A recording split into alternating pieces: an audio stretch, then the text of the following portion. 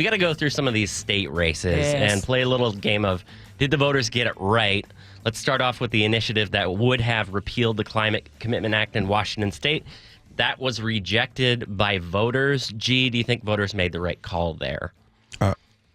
Yes. And what was the one you just said just now? The Climate Commitment Act. Yes, I do. Okay. Definitely think that. Okay. Ursula? I think the voters did get, so right now it is basically passing, which means that we are going to keep it. So the vote was, I still think that there are a lot of people who were confused as to what exactly they were voting for. But in this particular case, even though there was a lot of sentiment that because of this, we are paying so much more for gas taxes and Governor Inslee lied to us about how much more we're going to be paying because of it.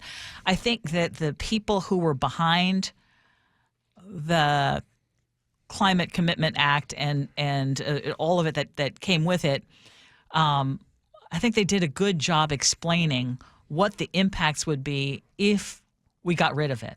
And I think there was a lot of talk about, okay, the money that we are raising with this actually goes to fund education. Yeah, education. Correct? Yes. For example, ferries. Exactly. If we want new ferries in the state, that's exactly. Where main source of funding. So there would be a huge impact to the state, and also pointing out that if you repeal it, it doesn't mean your gas taxes are going to go down because the oil companies have not made that commitment to reduce the prices.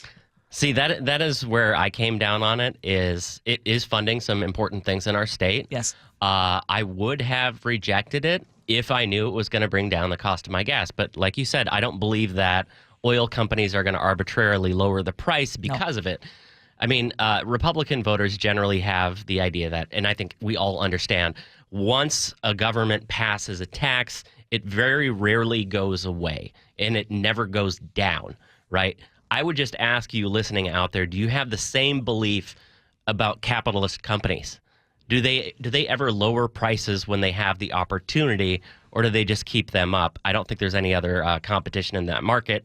But let's move on to the next one here, because the initiative to repeal the capital gains tax also failed to pass muster.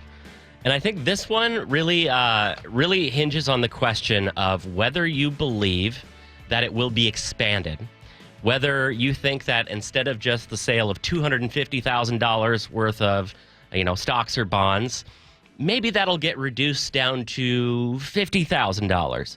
Do you think the state legislature in the future is going to lower the bar on that so that average Joe and Susie in Washington State are having to pay 7% tax when they cash out $50,000 of their stocks? One of the things that I haven't done a good job of is a lot of people kind of think that way.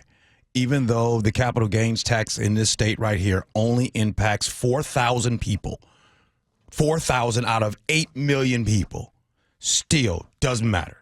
There's a lot of people that they don't believe it. And so they absolutely believe that the threshold would be lowered, and this is an opportunity where some of us who are not being taxed with that capital gains tax will actually be touched by it.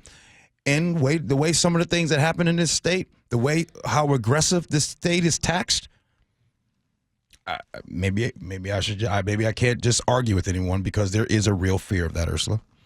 There is a real fear. There is a real fear that you've opened Pandora's box and that you're starting with this, and then it's just the threshold is going to be lower. Right now, people are okay with it because it only addresses the very wealthiest of the wealthy. Yeah. 4,000 out of 7 million or whatever we have in our state at this point. Right. But just on principle, I know that there are people who would say that it's just the start and it is illegal, or the number of arguments that we also get when it comes to the state income tax. So again, I think in this case, voters did get it right. Yeah, I think it probably will get expanded. I just don't think it's going to get expanded to touch people like us and most of our listening audience. If it expands to cover the top 40,000 people in Washington State, I don't really have a problem with that. But once you start getting to, say, the top 10%, top 20%, I think I got a problem starting there. As for the long-term care tax, Ursula, you will not be able to opt out of that. That initiative also rejected.